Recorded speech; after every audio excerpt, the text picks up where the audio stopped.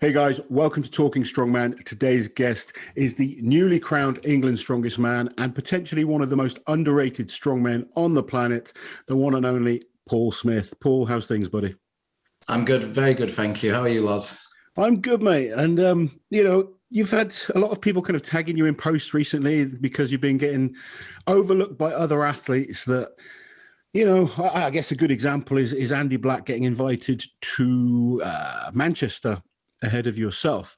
Now, I love Andy and I think he's awesome. So, I'll throw that out there. I really do think he's a great prospect. But you are, without question, one of the best strongmen in the country. You've proved it time and time again. Does it upset you that you often get overlooked by people that you beat? I mean, I'll point out straight away, at UK's Strongest Man, Paul Smith comes second, Andy Black was third, and that was not long before that show. Yeah, it was annoying when we were UK. I mean, I've had it before, so it's not like I'm completely new to this thing happening. But at UK's, as Paul got a call up to a Royal Albert Hall, came fourth, and then Andy got a call up to Manchester, who came third.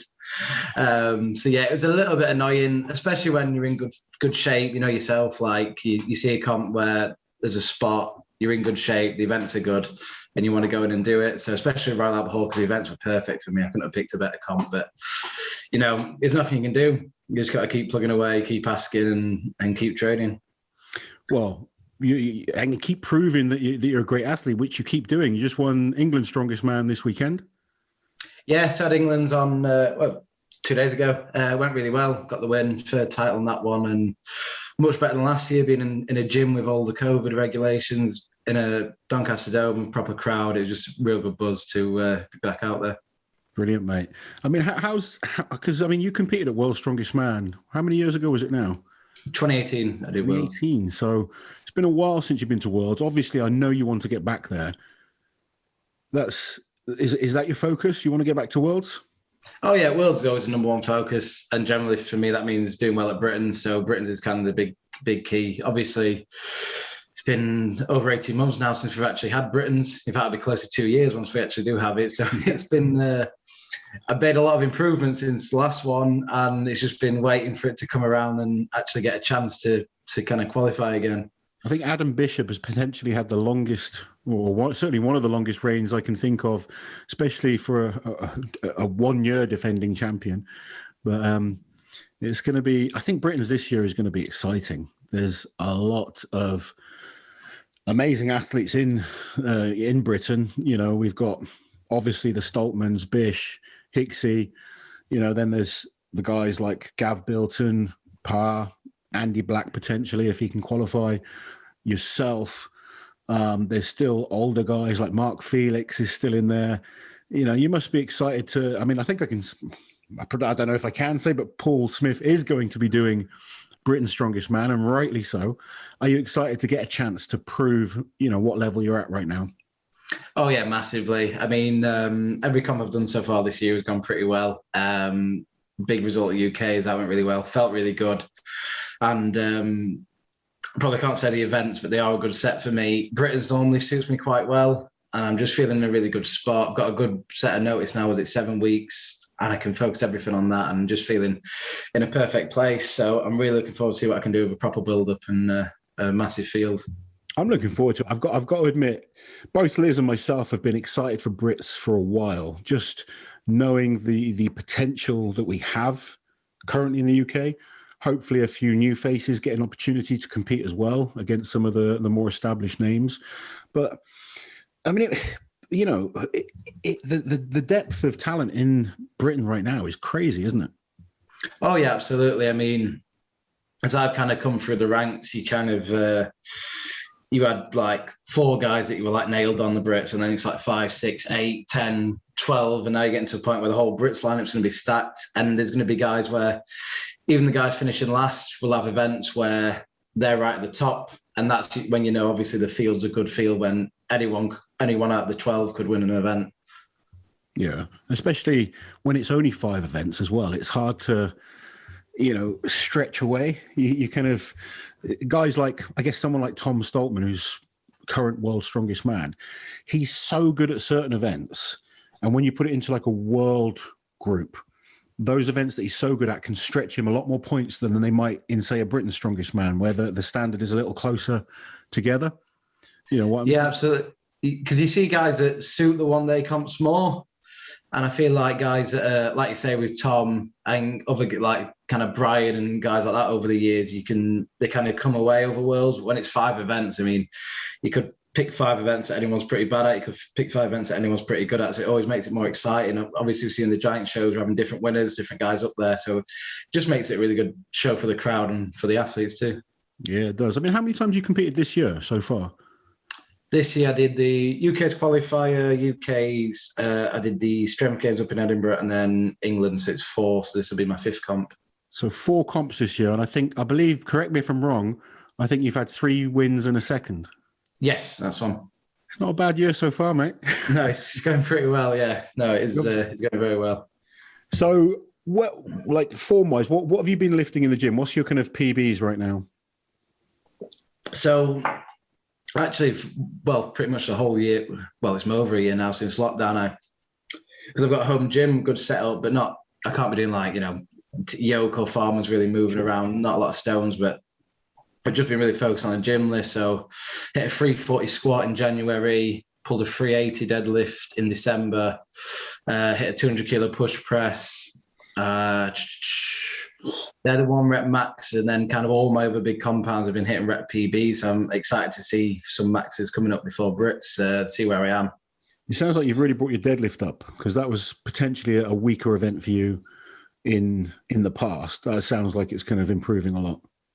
Oh yeah, definitely. I mean, it's my main focus all the time now. I pulled 380 fairly comfortably in December. I had a pop at 400, but it wasn't there. But I hit 377 at the strength games I did on the second day of competition, which was a big confidence boost because we were knackered by that point. Yeah. So every month or so, it's really coming up. And I'm excited for Britons for the deadlift to see where I am against obviously so many good deadlifters in Britain. I think I'm the only one who hasn't pulled 425 that I know of, but it'll be good to see where I stack up.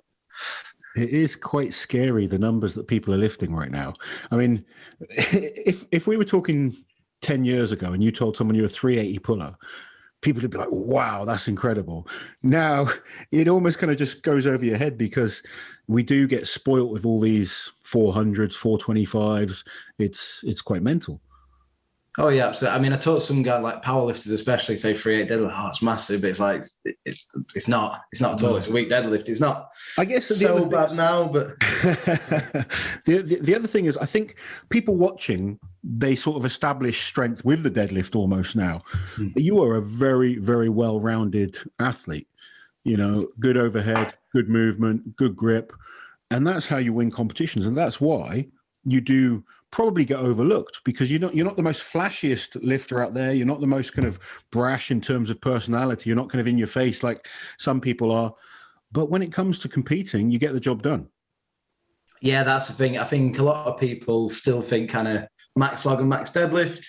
My max log's not bad, but my max deadlift isn't really up there. But you find obviously in a 5-6 event comp, it's obviously consistency across the board. So you see a lot of guys who've got a big deadlift, like Manchester, like the biggest deadlifter isn't winning the competitions. Like they've got big deadlift guys that are winning, but the biggest deadlifter came last in the competition. So exactly. Yeah, it shows you need to be well-rounded, and you really are. For people that haven't seen Paul, you need to kind of go and watch him, because I've always, for the last few years said you're one of the top guys in the country, and you've proved it time and time again. And unfortunately, been overlooked even when you've beaten people. And this year isn't the first time that's happened. I've noticed, but you keep coming back, you keep getting better. Eventually, there's going to be a point you get so good that you can't be ignored, and I guess that's your goal. Oh yeah, absolutely. Because people always say to me like, "Oh, you should be invited to this, you should be invited to that," and I kind of say to them, like, if you want to see me compete, tell the organisers, because I can say I should compete at every comp in the world. I can't make it happen. So I'm just there trading to get to that point where it's like, right, we need to invite him to this. And then I'm hoping Brits, if we put a good performance in then I start to get quite a few. It's just been so long since I've had a chance of it. But yeah, I'm hoping if I can get a good performance at Britons and then ideally qualify for Worlds, and that should start to get me into the mix more often. Brilliant. Because I know you did worlds before, but you were the reserve, and I think I remember you literally got called in to do it right before the first event. Yeah, it was about 15 minutes. It was like Lalas was warming up, picking up a sandbag, limping off a bit, shaking his head, and I'm literally stretching, looking for someone to towel me. And then he goes in the physio's tent, comes out. I think someone said, well, we can't pull him out. It's up to him. So literally group one are going out. I'm there trying to figure out. And then Colin just shouts, where's Paul Smith? So I run in, T-shirt on, try and pick up a sandbag to warm up, fail it because I'm rushing, and then literally run out of the TV for... Yeah, it wasn't the ideal position to go in on your first World's Strongest Man. No, I had a better build-up to comps than that. I want to go back to the start with you because you're still a very young man now, but I believe you were the junior world champion. Is that right? I was, yeah. So I did it in 2016, came second, then I did it in 2017 and won it. So who were you competing against in those shows? So the first year was definitely most stacked. So 2016, Nick Hadge won, I came second. Ian Bibby came third, and then Tom Stoltman came fourth. And then, to be fair, the year I won it, when I was better, the field wasn't as big. There wasn't really any massive names, but the 2016 comp was a really stacked field. That was a really fun comp. You beat Ian Bibby and Tom Stoltman. Yeah, it was. Who have gone on to do very well. Yeah, because when I did my interview at Worlds, in Proper Worlds in 2018, they were saying about the juniors, and I mentioned it. Said, "Oh, is that the year Ian Bibby won?" I was like, "No, he came first. he never won the comp." But people just assumed that he did. Yeah, no. Until you kind of look into the results, people often sort of make these kind of claims that certain athletes do certain things, but it's not always the case. Yeah, in fact, actually, on the way to Worlds that year, it was I was with Bibby in an airport, and someone was talking to him, and then she asked me if I was his coach. I guess you've got a smaller frame than some of the guys, so you have to make up for it in, firstly, technique, strength, performance, and then personality as well. And I think that's where you've got to try and get more of your personality. Because I've seen you, behind the scenes. You're a great guy.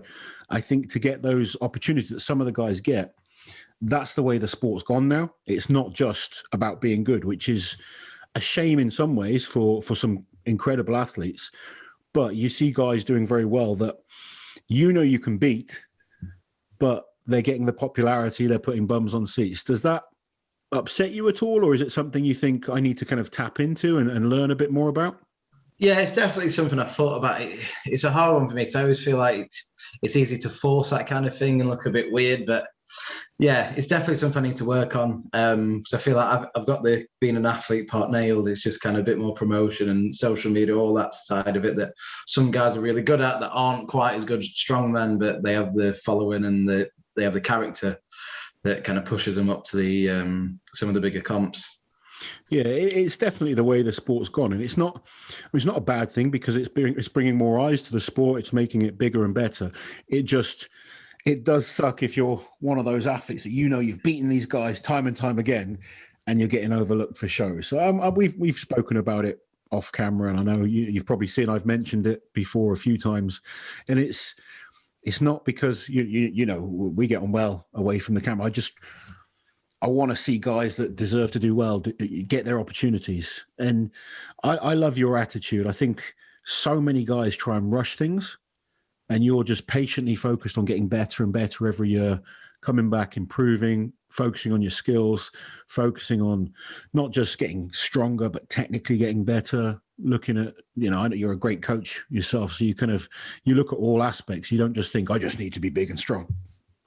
Yeah, I've kind of got a rough 20-year plan of doing strongman that I'm kind of halfway into now, and it's quite a long-term thing. You have a 20-year plan? Please tell me about this 20-year plan. It's not super strict, but it's just basically aspects to work on, and kind of the idea of the second half of it, which is where I'm in now, and kind of coincided well with lockdown. It was kind of switch over from being a little bit more generally training, a little bit more athletic stuff, and really building that kind of all-round athletic package that I've done well at and has been a strength. And then the second half is kind of starting to gear towards being a bit bigger, putting a bit more weight on, and then kind of focusing a little bit more on just kind of powerlifting strength. So it's kind of building that big skill base, and then now I've got that kind of getting into just being a bit more brute strong, getting a bit bigger, and just kind of using that base and really kind of building on top of it with just more gym lifts and more pure strength. So it's not super strict, but that's just kind of my general philosophy going from like the first half of my career to the second half of my career. Do you think too many people rush things and don't work on fundamentals and, you know, technique and areas that I guess, you know, you see it in every gym that people neglect? Absolutely, yeah. Because I mean, I've seen it come all the way through my strongman career. The amount of guys that like, this guy can out squat me, out press me, out deadlift me, and then I beat him. And I see it all the time. So there's so many guys you see that they might have 4 events that are amazing, and they have one that's just an Achilles heel, but they don't work on it, or they don't work on the things around it enough to be better at it. And it's just not willing to put the time into a certain thing. Like a lot of people who move in events aren't very good, and they kind of brute force their way through it by being stronger rather than actually trying to work on being a bit more athletic, being a bit faster and fitter and more coordinated. And you kind of see them just pushing against a brick wall on some events. Yeah, you do see that a lot. Guys that you see them in the gym, they're stacking machines and, you know, smashing out big numbers on bench pressing and, you know, dumbbell pressing, etc. And then you get them on a farmer's walk or a yoke or a loading event, and suddenly their technique has a lot to be desired for. And they look in pain doing these events almost. I mean, they're heavy and hard anyway, but we've got more cats coming up. I think both of us having cat issues there. I can hear mine purring over there. It's a cat-friendly interview today. It is indeed. But yeah, like you say, you just see people that I think a lot of people, less so now, but a lot of people come at strongman as a kind of a gym. I mean, obviously, it's a gym-based sport, but more of I'm a gym guy and I do a lot of gym work and I get strong, rather than looking at it as a sport. Because if you think of something like, even like Olympic weightlifting, which is it's all done in a gym, it's all lifting weights, but a lot top weightlifters will come at it more of this is our sport and this is what we need to do. And a lot of it is involving lifting weights, but it's not just, I need to do this in the gym, I need to do this machine. It's thinking about it from a well-rounded kind of thought process and nailing every part of it and nailing the stuff that's not as fun and not as glamorous. And that's normally where people miss out on. So where do you think people, or not everyone, but the kind of average person, where do you think they kind of miss out on making most progress? Because obviously, you know, we both see it in gyms all over the country. People are so desperate to lift more weight that they chuck on a load of weight and they're lifting as much as they can week in, week out. And eventually they hit a plateau and they almost stay there for years. What are they doing wrong in your eyes that would help, say, an up-and-coming athlete right now, if it's watching this, keep progressing? I think the 2 biggest things, first one's like periodization of always pushing. Because I have quite a few months out of the year where I actually really light, and people saying, it's not going to do anything, but it means you're completely recovered and ready to go for a peak, for a comp. If you're starting 8 weeks out from a comp ready to peak, but you've already got niggling bicep and your lower back's hurting a little bit, you don't have that kind of room to build on, because it's just going to compound that issue. And I think the other one is just generally moving well. Like you'll often see it with the top strongmen. They were good athletes before strongman, like they did other sports. They might be playing rugby, it might be athletics, it might be throwers, and they can just generally move well. And that means they can normally tolerate some of the events a little bit better. You see things like, I saw at England on tire flip, a lot of guys just didn't look comfortable in that position. You know, they're in a bit of an awkward position not really used to under a barbell, and they come unstuck. So I think just generally being that mobile and a little bit more athletic, and when you're in awkward areas, which obviously come up so much in strongman, I think that's where a lot of people come unstuck. Absolutely. That's good. It's good advice for anyone kind of looking to get into the sport and or make progress. I bang my head against the wall sometimes with clients when I send them a program and it will start really light, and I'm sure you're the same, you know, and the eye's too light. I was like, just trust me. You know, yeah. We're trying to work on movement patterns and technical improvements before we start to load up the weights. And a lot of good coaches will make you do that. And people are so desperate to just lift those big weights all the time. But then, understandably, there's nothing better than smashing out a PB. That's what we all do it for. But it's just having that patience sometimes. Yeah, it's delayed gratification. I saw a good thing Tom Hibbert wrote on it recently, just about getting the reward now versus getting the reward in 3 months or 6 months or a year. And it's so much better when it comes, because obviously, like you say, we all like smashing out a 1 rep max in a PB and you feel great. But if you could work for 12 weeks and get another 10 kilos on that, that's going to feel better than getting a little PB now. And it's especially, I find with young guys, they really want everything now and they've had a lot of progress. So it's just getting them to take a little step back, put in the building blocks, and then get a bigger reward at the end of it. Talking of young guys, I mean, you were seen as the young guy for years. I mean, how old are you now? Just turned 27. So you're still a baby. But when did you start? So I started training in the gym at 15, but not really knowing what I wanted to do. I just wanted to get bigger and stronger. And then 16, I met a guy who'd done some strongman training. I started training with him only in a commercial gym, so we didn't really have any kit, just kind of rigged stuff up. But then there was a local competition in a town just outside Sheffield, and I entered that. So it was just before I turned 17 with my first comp, and then got hooked from there. And is that when the 10-year plan started? I was 20-year plan. I started doing rugby after that first comp. So I was kind of playing with the idea of doing both, and then decided that I really wanted to do strongman. I didn't like doing the team sport. I wanted to get into strongman. And then from there, the first 2-3 years, and I started really thinking about how I actually want to approach everything. And that's when I started thinking a bit more long term, when I realized that it's something I could be good at. So I asked this to pretty much everyone, but what is the ultimate goal for you? Where do you think you can get to? What's when Paul Smith is all said and done, what would you be satisfied with? Oh, the goal is to win World's Strongest Man. That's been the goal from fairly early on, to be honest. Obviously, Britain's is a massive one, but it's winning World's Strongest Man is the one that makes me do all that stuff that I talked about, all the stuff that you don't want to do, all the stuff that's boring and painful. That's a big goal. Brilliant. I think, you're making tremendous progress. And I think for people that haven't seen Paul, go and check him out. I mean, UK's Strongest Man this year, really good, solid performance there. A number of times you've competed at Britain's now and done extremely well in what has been stacked lineups.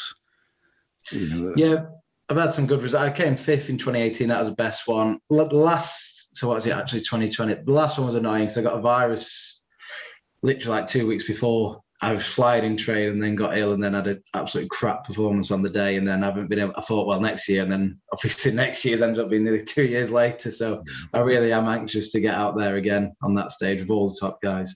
What's the goal then for this year's Brits? Big goal is to qualify for World. So it's top 3 is obviously the guarantee. So that's the goal, get on the podium, and then get back to World. So that's the ultimate thing. Getting back there, and then obviously you're in with everyone that's the top, and you can start to make inroads there. Do you ever look at your opposition and kind of, think about what they're doing, or do you always just focus on your progress? I see what other guys are doing. I have a look. I've got a good idea of what works for me and what doesn't. So it's rare that I change anything that compared to what I've seen, because I know exactly what works and what I need to work on. I'll see the odd bit that might think, I'll try that. But generally, I've got my own plan. I've got that set, and I'll have a look at what other guys are doing. But it generally doesn't change my approach to the actual competition. I think it's always good to be open-minded and look, but you do start figuring out that, there's no point in you necessarily training the same as Tom Stoltman. You think of his wingspan compared to yours is completely different. The way you lift stones will be different. The way you press will be different. The way you do deadlifts will be different. And I think sometimes when people watch athletes, they're like, I want to copy that guy because he's my favorite. They should probably look at people that they're more built similarly to in terms of learning from athletes. Do you kind of agree with that or not so much? Yeah, absolutely. Because when I see guys, I want to do this, like, let's say Tom's a good example because he's so freakishly big. Like, not many guys are that tall and big.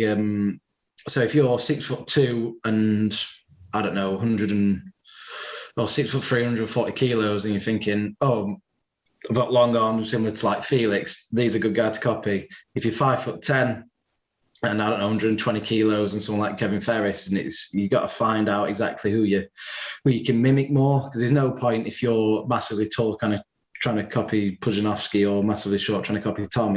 You've got to kind of, if you're going to copy someone, you need to be someone that you can actually relate to. Because like you say, especially strongman events, trying to do something like Stones with Tom's technique, if your wingspan's a foot shorter, it's just not going to pay off, and it's not going to work very well. Yeah, I know some coaches think there's like a one-way fits all for everyone.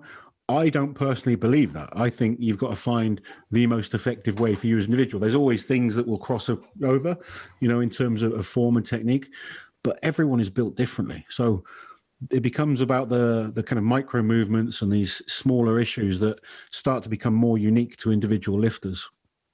Yeah, absolutely. I mean, when I was getting into it, and people were like, this is how you do log, this is how you do dumbbell, this is how you do farmer's walk. And as you get more experience, you realize there's 4 or 5 different ways to do this. Like even for a log press, you might strict press it, you might one motion it, you might push press, split jerk, whatever, depending on what your strengths are. So that's what I found as I go through the sport. You see a lot of guys that have one good cue. It's like elbows up on a log, or use your legs, or on a truck pull, get low. And that works for a lot of people, but it's when you have someone that doesn't work before, then they're stuck because they've got that one cue and that's all they know. It's funny you say that as well. Like there's been comps in the past where, say for instance, at World's Strongest Man or Britain's Strongest Man, you do like a log medley. You might one motion the first 2 logs and then, push press on the 3rd and 4th. And you've kind of got to go in with tactics. I was never a fan of people that I train or, for myself. If I was going to do push press training, I would push press from the warm up.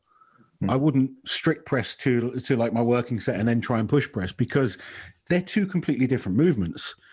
And you're trying to warm up that whole movement pattern rather than just get your shoulders warm. Yeah, because having done quite a bit of Olympic lifting, it was always like, when I started Olympic lifting, I think I could strict press like 110. But empty bar split jerk, 60 kilo split jerk, like you want to practice exactly what you're doing. I love seeing comps and guys I'm against, even at a high level, they'll strict press the first 4 reps on a log, and then they'll try and push press. So then they'll push press all day, and then that goes wrong, and then they do 5th rep, and then they fail the 6th because the coordination's off. I just love seeing stuff like that because it becomes so inefficient when you haven't actually warmed up that movement pattern. And you're thinking to yourself as an athlete, like, this guy should be lifting more than they are. Yeah. All the time. The amount of times I've done comps, I'm like, that guy really should have beaten me on that event. I've been at comps of doing Viking press, and this one guy, he was strong. Like, I can't remember, it was a long time ago, but he was a really strong dude. And he went and strict pressed the Viking press. He did like 12 reps. No way in hell I could have done 12 strict pressing, on this Viking press. But I did 20 reps. Yeah, exactly. And I won the event. And I said to him after, it's like, there's no way in hell I could have done that. But you're doing things in an inefficient way that then are going to hold you back in terms of your progress. Yeah, I see it all the time. Viking press is a good one. So I see a lot of guys strict press it, and you're similar to me, aren't you? Like, you're an explosive presser. Everything. I need to use everything that I've got to get that. Yeah. So, like I say, you've got to use what you've got. But I think some guys as well, they get a good strict press, and then they're almost hesitant to push press too much because they think they can rely on it, which is fine if you're Eddie or Big Z. But even if you're a 180 kilo strict presser, if someone can push press 190 at the top level, a 180 strict press, 180 overhead on its own, no matter how you do it, isn't great. So if you're going to lose out someone who's got 10, 20 kilos on a push press, you need to be learning how to do it. Yeah, this is all great advice. I could probably talk to you about coaching all night, to be honest. I mean, if anyone's interested, Paul does do coaching. Do you have any spaces at the moment for athletes? I am pretty full, and I'm actually a bit oversubscribed as well because I'm bad at saying no to people. But if you are interested, send me a DM on Instagram and I may be able to fit you. Maybe in a few months or something. Yeah. I guess right now as well, you want to focus on your training towards Britain's Strongest Man. Yeah, absolutely. Because I was doing a few PT sessions early in the year, but I've kind of knocked them on the head a bit. I just want to be, online coaching is not bad, but other than that, I want to be in the gym and being an athlete. Awesome, buddy. So if people do want to find you, where can they find you on social media? So I'm on Instagram. If you just put Paul Smith in, I'll probably pop up Paul Smith 94. I am on Facebook, but to be honest, I'm mostly on Instagram now. You're in your 20s, so you don't care about Facebook. Yeah. You're on Instagram. Don't tell me you're on TikTok as well. No, I can't. No, I'm a bit old for that. No, I can't do that. That's the way it's got to go now. The younger generation are on there. Oh God, no, I don't think I can handle TikTok. It seems a bit weird for me. Awesome, buddy. I will get Liz to put a link to your Instagram in the description below. Thank you very much for joining me, and best of luck at Britain's Strongest Man. Thank you very much. Thanks for having me. While you're here, guys, subscribe to the channel, hit that notification bell so you don't miss any of my awesome strength content.